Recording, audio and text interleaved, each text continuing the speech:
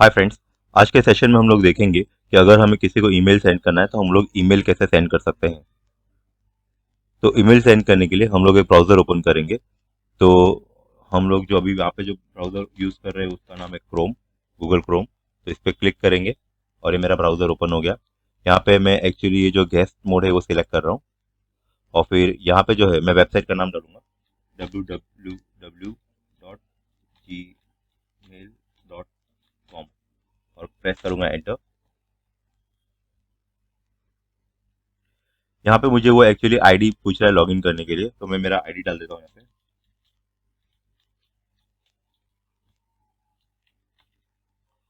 तो ये मैंने मेन आईडी डाल दिया। मैं क्योंकि गूगल के ही अकाउंट यूज करने की देख रहा हूँ, तो मैं यहाँ पे वो ऐट जीमेल वगैरह नहीं डालूंगा। सिर्फ मुझे वहाँ पे मेरा आईडी डालना है जो कि लर्न कंप्यूटर्स 2002 है अभी। और फिर मैं प्रेस करूंगा नेक्स्ट बटन और उसके बाद में वो पासवर्ड मुझे पूछ रहा है डालने के लिए, तो मैं इसमें पासवर्ड डाल दूंगा। प्रेस करूंगा एंटर या फिर नेक्स्ट पे।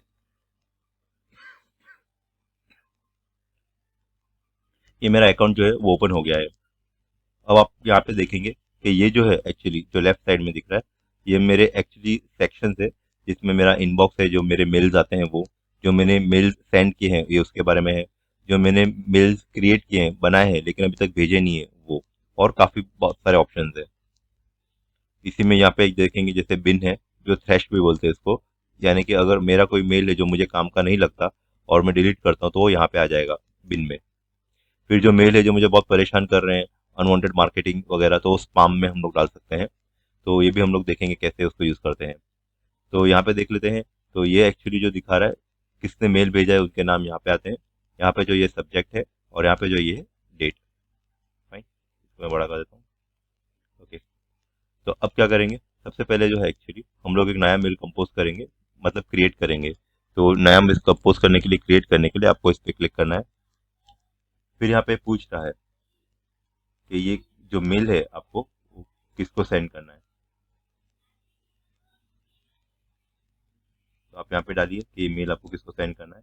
तो यहाँ पे टू आएगा। तो ये मैं मेल डाल देता हूँ indianlu@gmail.com और सब्जेक्ट रहेगा टेस्ट और दिस इज टेस्ट मेल।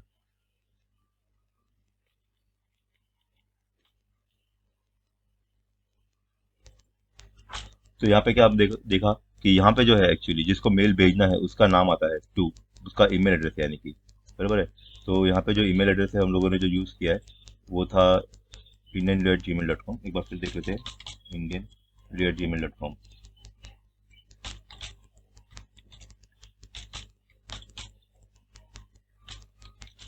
और टाइप करने के बाद में आपको प्रेस करना है स्पेस बार या फिर एंटर। ठीक है, एंटर प्रेस करने पर वो एक्चुअली ईमेल जो है आपका वो सिलेक्ट कर लेता है। उसके बाद में अगर आपको यही मेल काफ़ी सारे लोगों को भेजना है तो आपको क्या करना है, आपको सीसी या बीसीसी का ऑप्शन यूज़ करना है। तो अगर आपको एक से ज़्यादा लोगों को मेल भेजना है तो आप सीसी यूज़ करेंगे और ठीक वैसे ही आप बीसीसी का भी यूज़ कर सकते हैं। लेकिन सीसी और बीसीसी में फ़र्क है। सीसी में जो आप नाम टाइप करेंगे, बराबर, जैसे मैंने 5 लोगों के नाम टाइप किए तो सभी को पता चल जाएगा कि आपने और किस किस को मेल किया है। लेकिन बीसीसी जो है उसमें पता नहीं चलेगा। तो CC actually stand for carbon copy, सबको पता चलेगा आपने किस किस को मेल भेजा है, बाकी के लोग कौन है। लेकिन बीसीसी जो है वो है ब्लैंक कार्बन कॉपी। इसका मतलब कि वहां पे जो आप ईमेल एड्रेस डालेंगे तो किसी को भी पता नहीं चलेगा और लोगों को कि आपने और किस किस को मेल भेजा है। टू जो है वो कॉमन रहेगा, तो टू सबको दिखाई देगा, सीसी वाले को भी दिखाई देगा, बीसीसी वाले को भी दिखाएगा। लेकिन बीसीसी में जो है नाम वो किसी को भी दिखाई नहीं देंगे। फाइन। तो एक प्रकार का उनके नाम जो है वो हिडन रहेंगे। तो ये हम लोगों ने टू में डाल दिया। ये सब्जेक्ट में हम लोग यहाँ पे डाल सकते हैं, ये टेस्ट मेल है तो हम लोगों ने सब्जेक्ट ले लिया टेस्ट। और फिर हम लोगों ने यहाँ पे जो मेन बॉडी जो है जहाँ पे जो टाइप करना है वो हम लोगों ने सिलेक्ट कर लिया कि भाई हम लोग को ये जो मेल है हम लोग को सेंड करना है। उसका कंटेंट जो भी है आप वो यहाँ पे डाल सकते हैं। आप लोग ये भी डाल सकते हैं डियर सर, डियर मैडम, जो भी आपको डालना है वो आप डाल सकते हैं यहाँ पे। फाइन। तो सारा मेल जब आपका कंटेंट टाइप हो जाए फिर आपको क्या करना है, फिर आपको सेंड का बटन दबाना है। तो आपका सेंड का बटन जो है वो एक्चुअली यहाँ पे रहेगा। तो इसको जैसे ही क्लिक करेंगे कि आपका मेल चला जाएगा।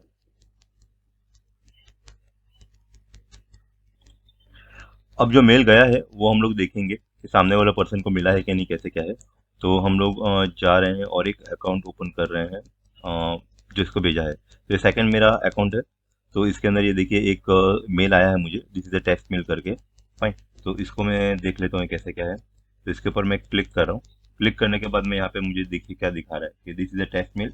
और ये जो भेजा गया था मेल, इसकी डिटेल्स अगर चेक करनी है मेल की, तो मैं यहाँ पे क्लिक करूंगा और देखूंगा कि ये फ्रॉम जो है एक्चुअली लर्न कंप्यूटर्स 2022 से आया है। टू किसको भेजा गया है, उसका नाम यहाँ पे है, ईमेल एड्रेस, तारीख भेजी है, उसमें डेट है, टाइम है। तो ये सभी चीज उसमें दी हुई है। फाइन।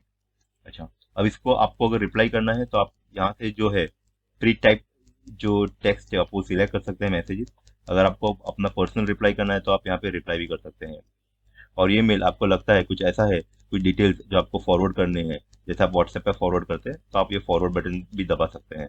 तो मान के चलिए मुझे एक अच्छा सा कुछ न्यूज़ आर्टिकल आया है, जानकारी आई है, तो मैं फॉरवर्ड मेल करके भी उसको किसी को फॉरवर्ड कर सकता हूँ। तो पहले हम लोग रिप्लाई देख लेते हैं, टेस्ट मेल।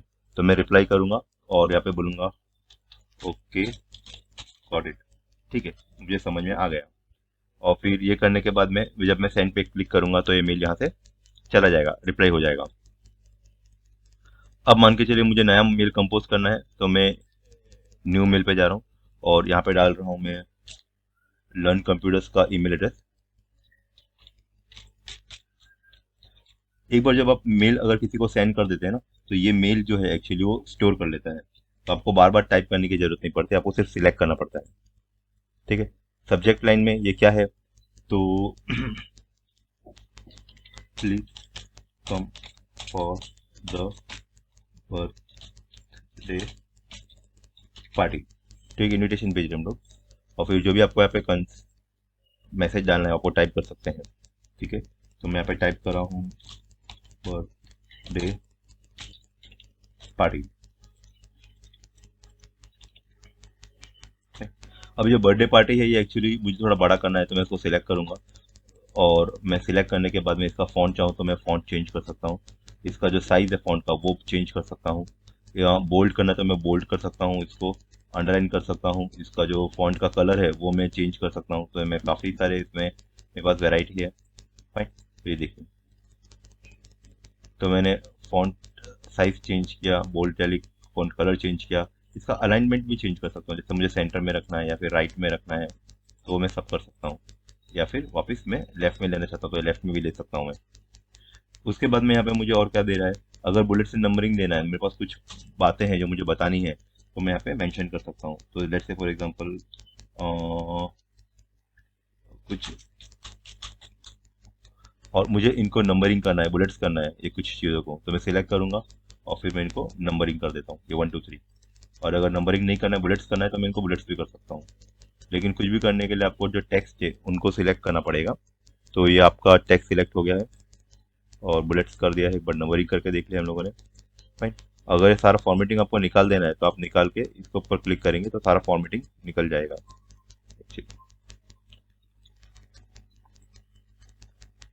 जैसे कि यहाँ पे सिलेक्ट किया और ये क्लिक किया, सारा फॉर्मेटिंग यहाँ से निकल गया है। देखिए, सारा फॉर्मेटिंग जो है वो निकल गया है यहाँ से। फाइन।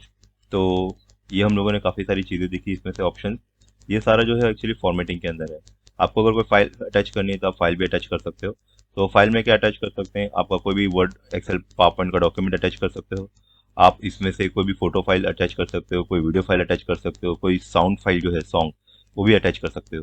तो मैं सिलेक्ट कर रहा हूँ और फिर मैं यहाँ पे जा रहा हूँ और फिर यहाँ पे जा रहा हूँ पिक्चर्स में। और यहाँ से मैं एक डीप क्वेश्चंस टू आस्क करके है, वहाँ पे मैं एक को फोटो सिलेक्ट कर रहा हूँ और ये मैंने अटैच किया उसमें। ठीक है, तो जैसे वो फाइल अटैच हो जाएगी तो यहाँ पे ये देखिए उसका नाम आ जाएगा। मुझे अगर और भी कोई फाइल अटैच करनी है तो मैं यहाँ पे जाऊँगा ऑफिस और मैं सिलेक्ट करूँगा सेकंड फाइल जो मुझे अटैच करनी है और मैं करूँगा ओपन, या वो फाइल पे डबल क्लिक भी कर सकता हूँ। ये देखो फाइल लोड हो रही है अटैच होने के लिए और ये अटैच हो गई है। अब इसमें से मुझे कोई फाइल निकालनी है तो मैं क्लिक करके निकाल सकता हूँ, अगर मैंने बाय मिस्टेक उसको अटैच कर दी है या मेरा डिसीजन चेंज हो गया कि चलो भाई ये फाइल नहीं भेजते हैं, तो इसको मैं निकाल भी सकता हूँ।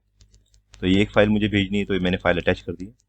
अगर मेरी फाइल सपोज गूगल ड्राइव में है, यहाँ पे नहीं है, मैंने ऑनलाइन सेव करके रखिए। तो मैं इसको क्लिक करके गूगल ड्राइव से कनेक्ट करके वहाँ से भी अटैच कर सकता हूँ।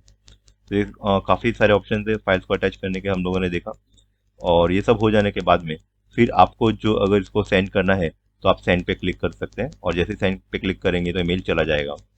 अब इसमें जो खास बात वो ये है कि अगर आपको मेल अभी नहीं भेजना है और आप उसको बाद में भेजना चाहते हैं, मान के चलिए 1 घंटे बाद या कल भेजना चाहते हैं, तो शेड्यूल मेल पे क्लिक करिए। ये शेड्यूल मेल ऑप्शन आपको यहाँ से आएगा, यहाँ पे क्लिक करने पे शेड्यूल मेल, और फिर बताइए कि आप इसको कब भेजना चाहते हैं।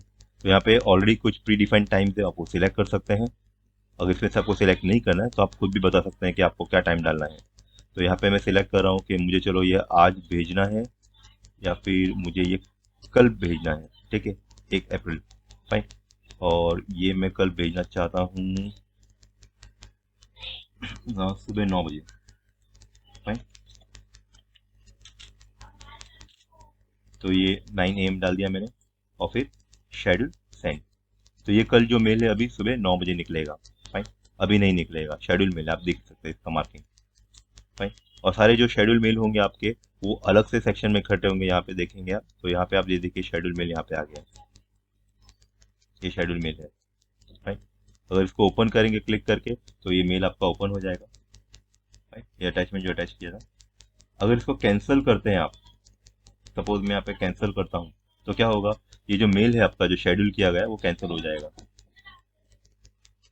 कैंसिल क्यों करूंगा, हो सकता है कि मुझे इसका टाइमिंग चेंज करना हो, या हो सकता है मुझे मेल ही नहीं भेजना हो, तो इसके लिए मैं उसको कैंसिल भी कर सकता हूँ। तो मैं इसको कैंसिल कर रहा हूँ। जैसे कैंसिल करेंगे ये एक नॉर्मल मेल में कन्वर्ट हो जाएगा जैसे आपने बनाया था, बराबर। और फिर अगर मुझे चाहिए तो वापस से मैं यहाँ पे क्लिक करके इसका शेड्यूल चेंज कर सकता हूँ, या फिर अभी कभी भेज सकता हूँ, बराबर, अर्जेंट है तो। या फिर अगर मुझे उसको कुछ भी नहीं करना है और इसको मुझे बाद में देखेंगे क्या करना है, तो इसको मैं मिनिमाइज करके ड्राफ्ट सेक्शन में भी ले सकता हूँ। जैसे मैं मिनिमाइज करता हूँ ये सारे मेल्स जो है मेरे ड्राफ्ट में चले जाते हैं, और ड्राफ्ट पे क्लिक करके देखेंगे तो ये देखिए पार्टी का मैसेज, फाइन। इसको मैं फिर से ओपन करूंगा। ओपन करने के बाद में मुझे लगेगा कि अगर सपोज सब कुछ ओके है और मुझे अभी उसको सेंड कर देना है, तो मैं यहाँ पे क्लिक करके इसको अभी तुरंत सेंड कर सकता हूँ। तो मैं इसके ऊपर क्लिक कर रहा हूँ और ये तुरंत जो मेरा मेल है वो चला गया है। अब मैं अगर सेंड में जाकर क्लिक करूंगा तो मुझे मालूम पड़ेगा कि मेरे सारे जो मेल्स जो मैंने भेजे हैं वो यहाँ पे आ गए हैं, ये देखिए। अब हम लोग एक नेक्स्ट सेक्शन में देखते हैं कि सपोज अगर मैंने जो काम का मेरा मेल नहीं है तो उसको मैं कैसे डिलीट करूं। तो जो सपोज ये मेल मेरे काम का नहीं है, तो मैं ये 1 2 मेल सिलेक्ट कर रहा हूँ, ठीक है। और एक ये भी सिलेक्ट कर लेता हूँ। ये 3 मेल मेरे काम के नहीं, तो तीनों को सिलेक्ट कर रहा हूँ, और ये ऊपर डिलीट का बटन दिख रहा है तो उसको मैं क्लिक करूंगा। तो ये मैं जो 3 मेरे जो मेल्स है वो डिलीट हो गए। सारे डिलीट किए गए मेल्स कहाँ पे मिलेंगे आपको, ये सारे डिलीट किए गए मेल्स आपको यहाँ पे रिसाइकल बिन जिसको बोलते हैं, ट्रैश बोलते हैं, बिन बोलते हैं, यहाँ पे मिलेगा। आप इस पर क्लिक करेंगे तो आपको सारे आपके जो मेल्स है वो यहाँ पे मिलेंगे। तो मान के चलिए कि जो मेल्स है ये वाला पर्टिकुलर ये मेरे कुछ काम का है ही नहीं, बराबर है। तो इसको मैं क्या करूँगा, यहाँ से क्लिक करके इसको फिर से मैं डिलीट कर सकता हूँ, भाई। ये देखिए ओपन करके यहाँ पे ऑप्शन दे रहा है डिलीट फॉर एवर करके, ठीक है। इसको क्लिक करेंगे तो वो डिलीट हो गया। पर ये बाकी के जो मेल है मुझे लगता है कि नहीं वो मेरे काम का है, बराबर, मुझे उसको डिलीट नहीं करना है। तो मैं उनको सिलेक्ट करूंगा, और सिलेक्ट करने के बाद में मेरे पास ऑप्शन है कि तो मैं डिलीट कर सकता हूँ या इसको वापस से इनबॉक्स में लेके आ सकता हूँ। तो अगर मुझे काम का ही नहीं तो डिलीट कर दूंगा, और नहीं तो मैं इनबॉक्स में आके भी लेके आ सकता हूँ। तो यहाँ पे मैं क्लिक करूंगा और कर दूंगा मैं इनबॉक्स, तो सीधा मेरे वापस जहाँ से मैंने मेल डिलीट किए थे वहाँ पे चला जाएगा। एक खास बात यहाँ पे ये है कि जो मेल आप डिलीट करते हैं वो यहाँ पे कितने दिन तक पड़े रहेंगे, तो यहाँ पे ये 30 दिन तक पड़े रहेंगे। तो ये मेल जो भी आप डिलीट कर रहे हैं यहाँ पे 30 दिन तक आराम करेंगे, उसके बाद में ये सब ऑटोमेटिकली डिलीट हो जाएंगे। तो आपके पास 30 दिन का समय है, जो भी मेल आप डिलीट कर रहे हैं उस दिन से 30 दिन तक वो मेल वहाँ पे पड़ा रहेगा, उसके बाद में वो ऑटोमेटिक डिलीट हो जाएगा, फाइन। तो मैं इसको सिलेक्ट कर रहा हूँ, मैं अभी क्लिक करके इनबॉक्स में जा रहा हूँ ताकि मेल्स जो मुझे है वापस रिस्टोर करना है। तो ये इनबॉक्स में आ गया, ये देखिए जो भी मैंने मेल्स डिलीट किए थे वो सब वापस आ गए। ये मैंने मेल जो एक डिलीट किया था यूडेमी का वो वापस आ गया यहाँ पे, फाइन। तो हम लोगों ने देखा कि मेल कैसे डिलीट कर सकते हैं, फाइन। डिलीट करने के बाद में कैसे वो थ्रैश में जाता है, वापस 30 दिन तक पड़ा रहता है, और फिर वापस हम लोग कैसे उसको यहाँ पे लेके आ सकते हैं। सिलेक्ट करके हम लोग करेंगे मूव टू इनबॉक्स। अब मुझे इसके अंदर अगर कोई पर्टिकुलर मेल ढूंढना है तो वो कैसे मैं ढूंढूंगा? तो यहाँ पे सर्च मेल दिखा रहा है, यहाँ पे मैं क्लिक करूंगा और मैं एक मेल ढूंढ रहा हूँ जो मेरे एक स्टूडेंट ने भेजा था। तो अब देखते हैं कि वो मेल, तो मैं यहाँ पे नाम टाइप करूंगा गौरव का, GAURAV, गौरव, एंटर। तो ये देखिए जो जो मेल में नाम है गौरव, वो सारे मेल यहाँ पे आ गए हैं, बराबर। तो अगर वो मेल मैंने किसी को फॉरवर्ड किए हैं 10 जनों को और उसमें भी अगर नाम है गौरव तो वो भी आ जाएगा। और यहाँ पे देखो ये हमारे स्टूडेंट गौरव ने एक्चुअली कुछ मेल एक PPT बना के भेजा इंडियन फूड के ऊपर, तो वो यहाँ पे दिखा रहा है। ठीक है, हाईलाइट्स में आपको दिखा देगा गौरव का नाम कहाँ कहाँ पर है, बराबर। फाइन। तो इस तरीके से आप मेल भी सर्च कर सकते हैं, आपके जो भी इंपॉर्टेंट मेल्स वगैरह हैं वो आप सर्च कर सकते हैं। मैं एक मेल देख रहा हूँ जिसमें एक्चुअली दिल्ली के बारे में कुछ इन्फॉर्मेशन थी। कुछ तो एक इवेंट था, प्रोग्राम था दिल्ली में होने वाला है। मुझे मेल पता नहीं किसने भेजा है, मुझे ये भी नहीं पता एक्चुअली इसमें और क्या कंटेंट है, लेकिन दिल्ली में हो रहा है इतना कुछ तो पता है। तो मैं यहाँ पे टाइप करूंगा DELHI और करूंगा एंटर। राइट। तो ये सारे मेल्स आ गए हैं और ये सारे मेल्स में वो वर्ड जो है दिल्ली वो यहाँ पे मिलेगा। तो हम लोग कोई भी एक ओपन करके देख लेते हैं। तो यहाँ पे मैं एक ओपन करके देख रहा हूँ। तो यहाँ पे देखिए, I am organising a fashion show in your city Delhi, ये दिल्ली आ गया।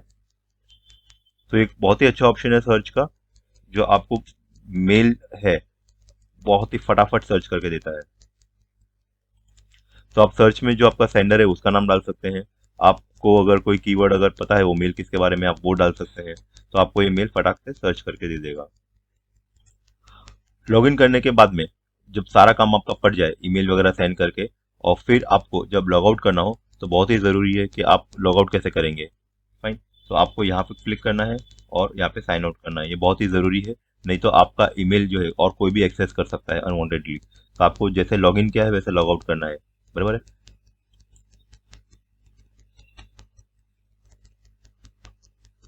यानी कि आप अगर किसी के घर पे अगर जाते हैं मेहमान बन के, तो आप वहाँ पे रुक ही नहीं जाते ना, वापस अपने घर पे भी आते हैं। ठीक उसी तरीके से जब आप लॉग इन कर रहे हैं अकाउंट में तो आपको वापस में से लॉग आउट भी करना है।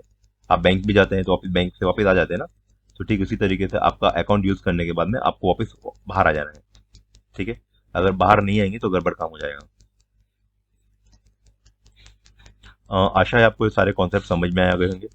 अब आपको क्या करना है, ये प्रैक्टिस करना है। अपने फ्रेंड्स सर्कल में मेल्स सेंड करिए दो, और फिर उनको भी बोलिए कि आप मेरे प्लीज़ मेल का रिप्लाई करिए, और अपने फ्रेंड सर्कल में कम्युनिकेट करते रहिए और उस पे और प्रैक्टिस करते रहिए। जितना ज़रूरी है कोई भी चीज़ समझना, उतना ही ज़रूरी है प्रैक्टिस करना। बिकॉज समझ में तो सब कुछ आ जाता है, लेकिन जब प्रैक्टिस करेंगे तो ही मालूम पड़ेगा कि कितना समझ में आया। तो प्रैक्टिस जो है बहुत ही इंपॉर्टेंट पार्ट है लर्निंग का। तो बस प्रैक्टिस करिए। Thank you.